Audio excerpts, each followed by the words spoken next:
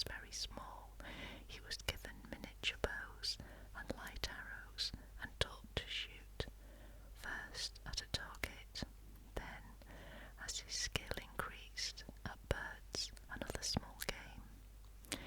As soon as he was large enough to sit a horse, more serious training began, for he had to learn the skills of the chevalier. He learned to throw the javelin and to wield the broadsword.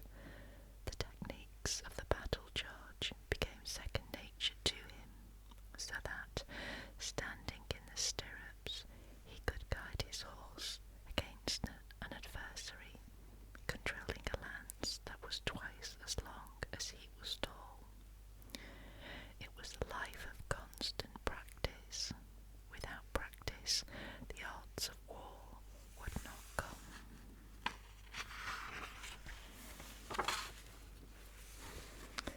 Naturally, when needed, the hours and days thus spent produced a formidable warrior, but Lancelot was something more than that.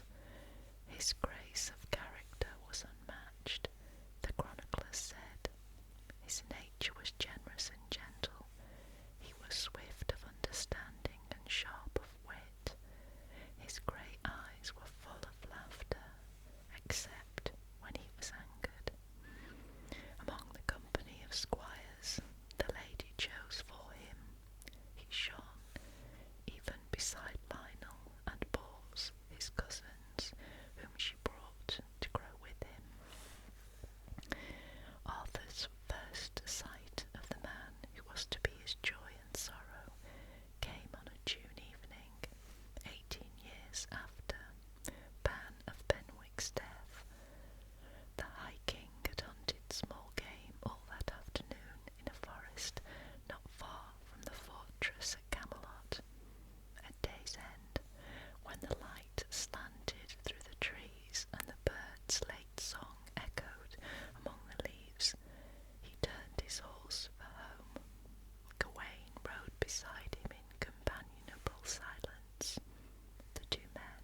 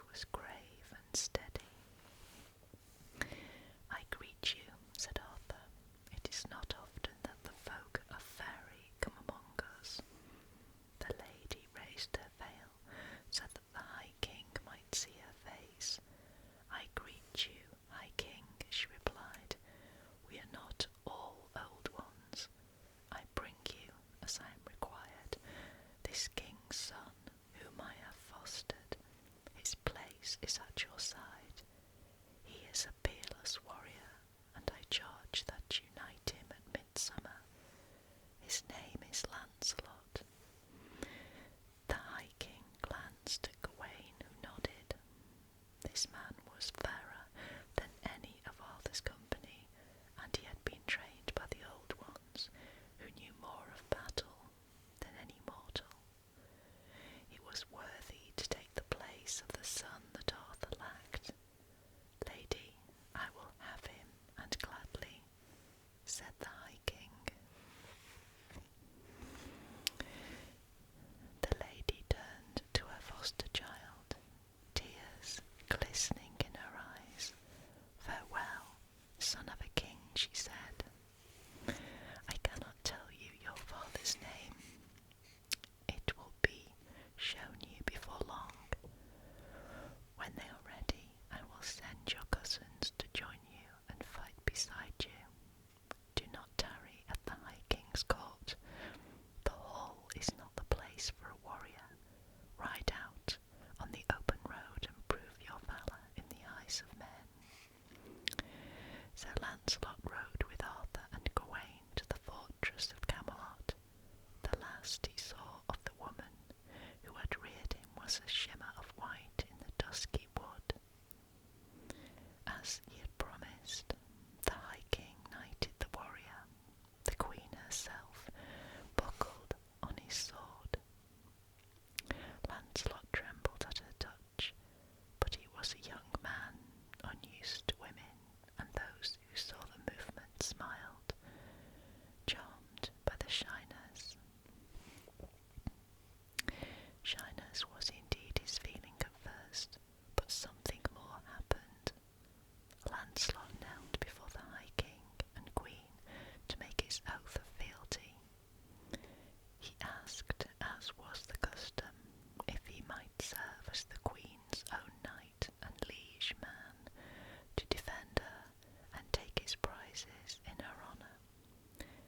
As he made the request, he raised his head to receive the Queen's blessing. The most infinitesimal of pauses followed.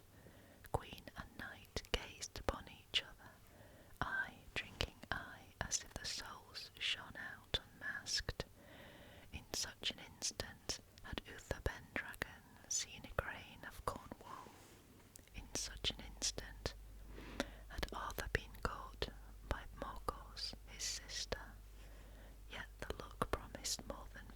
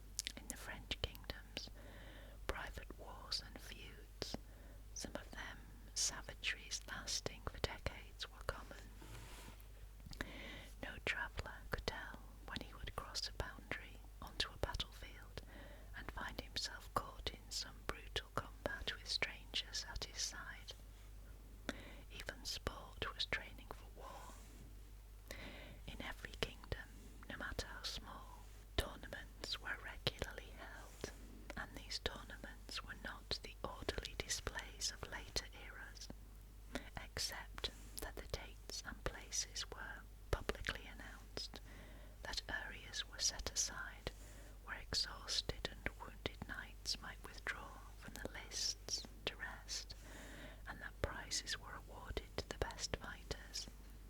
Tournaments were indistinguishable from actual battle. Groups of knights, riding in closed formation, charged each other across an open field. When the warriors were unhorsed by the force of the charge, they fought on foot with broadswords.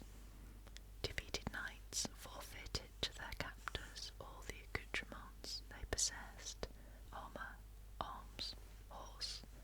This was a serious loss indeed, for the arming and mounting of a knight cost as much as a herd of oxen, an enormous sum. Some poorer chevaliers made their fortunes by their prowess, travelling from tournament to tournament, collecting arms that had to be redeemed with gold. Others, like Lancelot and Gawain, fought for the glory and the sheer joy of it. The chronicles of Lancelot's adventures consist of scattered accounts of battles and of tournaments, vague as to place and time and even as to sequence. Of his earliest journey, before he learned his true name and parentage, it is known that he rode into Northumberland to find the castle called Dolorous God, and certain of Arthur's knights who had vanished there. The journey took him into harsh country, hardly inhabited except for scattered, grumbling villages where wretched folk fell silent at the sight of him. They cringed away from his questions, and if they gave answer at all, it was in frightened mumbles. When at last folk told him that he neared his destination, he left his squire to make camp in a small wood and rode alone across rolling scrub-covered moors to the place where the castle stood. At first sight it seemed a fortress of the dead. Its toothed battlements reared high on an outcropping of rock. Seagulls screamed around the windless walls, and their harsh cries and the moaning of the wind were the only sounds to be heard. Lancelot paused in a stand of trees to survey the terrain. There seemed to be no way to approach the place unseen. "It is not for you to approach by stealth," said a voice among the trees. The horse started and sidled nervously. Lancelot held it with an iron hand and looked down. Something moved among the tree trunks, appearing and disappearing, something as silver as birches and brown as the oak. He waited. "I serve her who guards the lake, and fostered you in your youth," said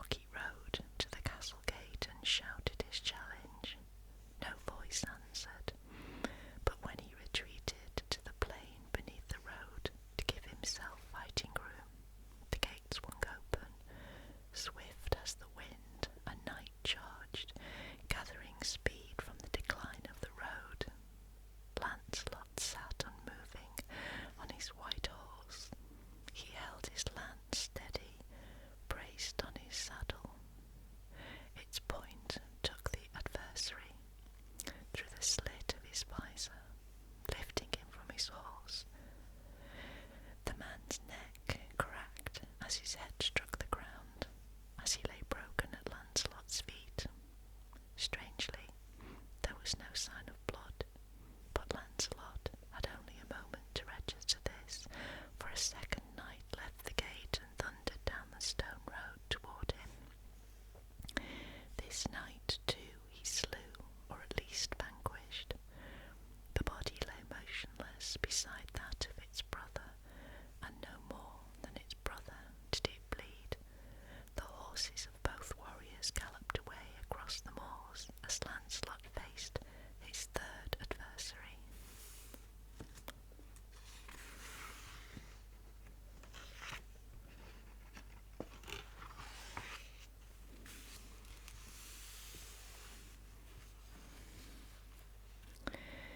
They have more than human strength.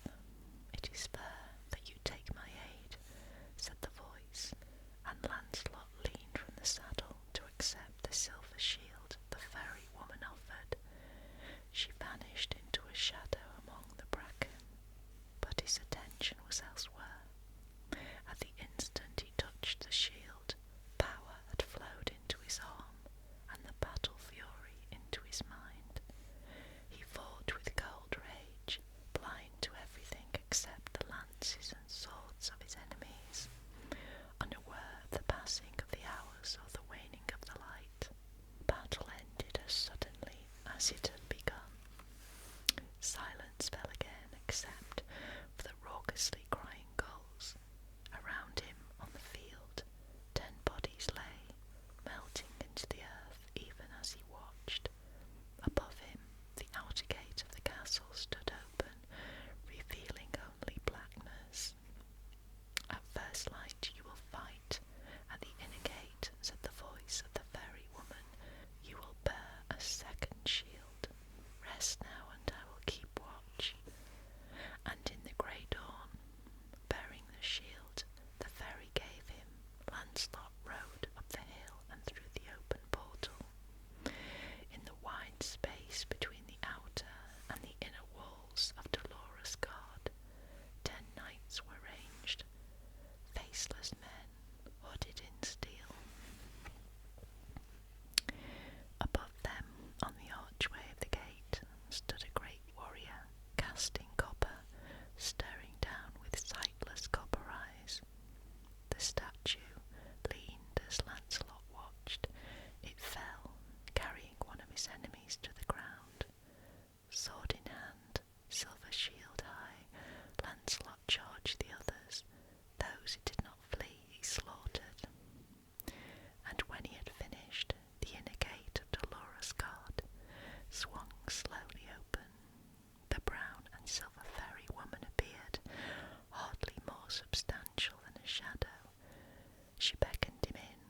Stiffly limping from a leg wound he followed, and she showed him how each granulation of the inner wall bore a helmeted skull. At the base of the wall beneath each skull a gravestone lay, marked with each dead knight's name.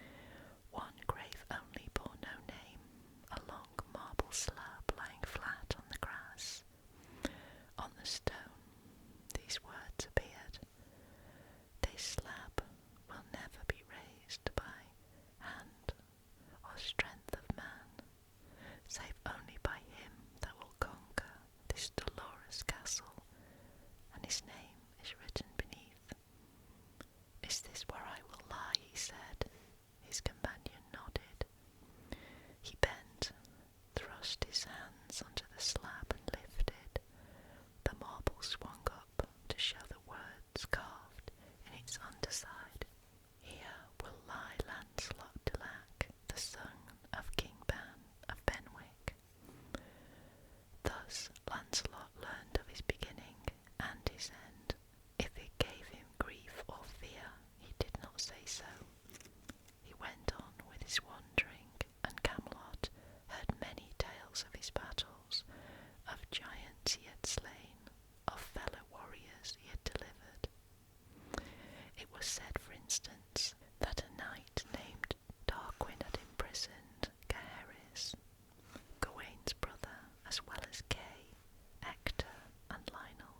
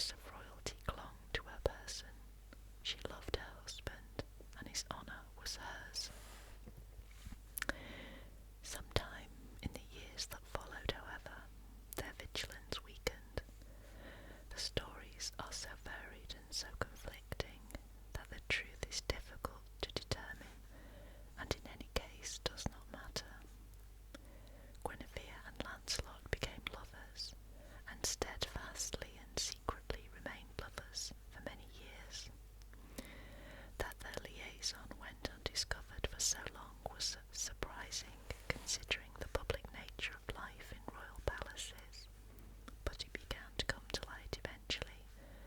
Other eyes than mortal ones watched Arthur's court, eyes that spied for beings eager to destroy Arthur's power. Morgan Le Fay, weaving her enchantments in her own spell-misted lands, brooded raven-like, devouring scraps and hints and whispers. When she thought the time was right, she acted. It happened one year that the High King held his autumn court at London, receiving there his knights returning from their summer forays. One by one they rode into the city and sat in the King's Hall and described their adventures. Gawain was among the last to arrive. On a chill afternoon, the Orkney knight, weather-beaten and grizzled now, sat at Arthur's hearth fire and told his story to the High King and the Queen. It was a long and rambling narrative, full of tournaments and riding. It ended with a tale of how Gawain had been entrapped by a prince named Carados, how he had been disarmed and imprisoned in a stone tower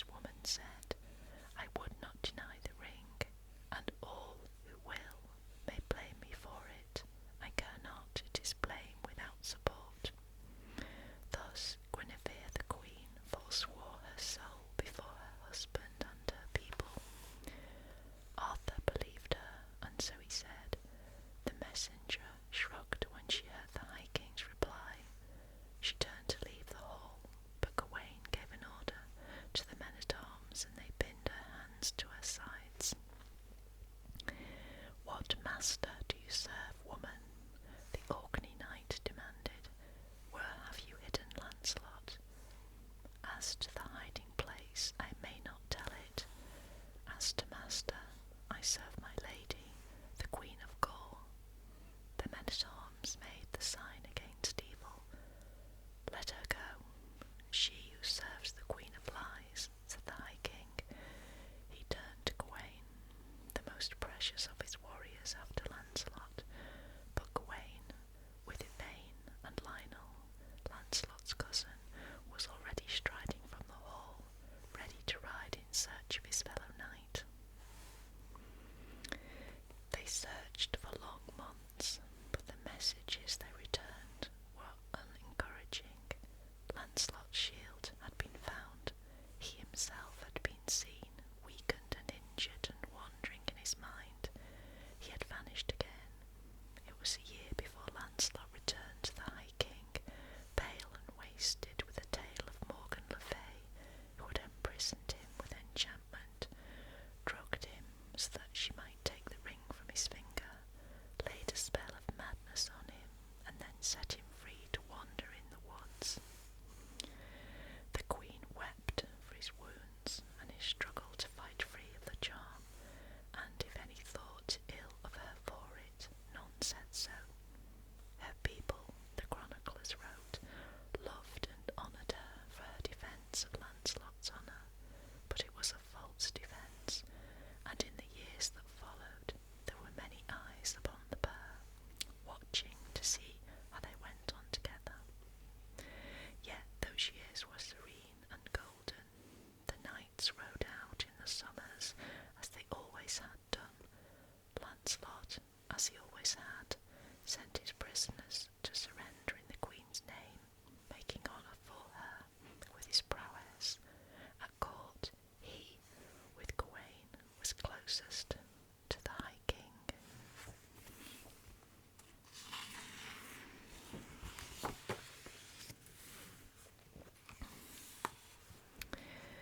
And while people watched the lovers, there were greater matters coming to the fore in the form of the last great quest of Arthur's company.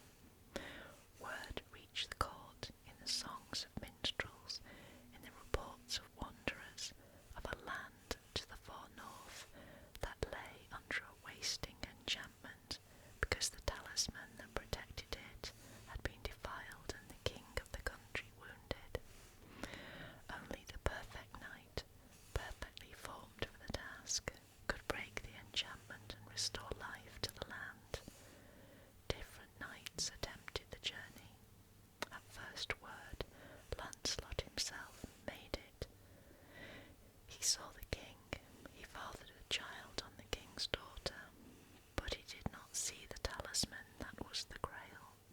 His honour was flawed by his liaison with Guinevere, a disloyalty to the High King whom he served. His failure told him what no one knew.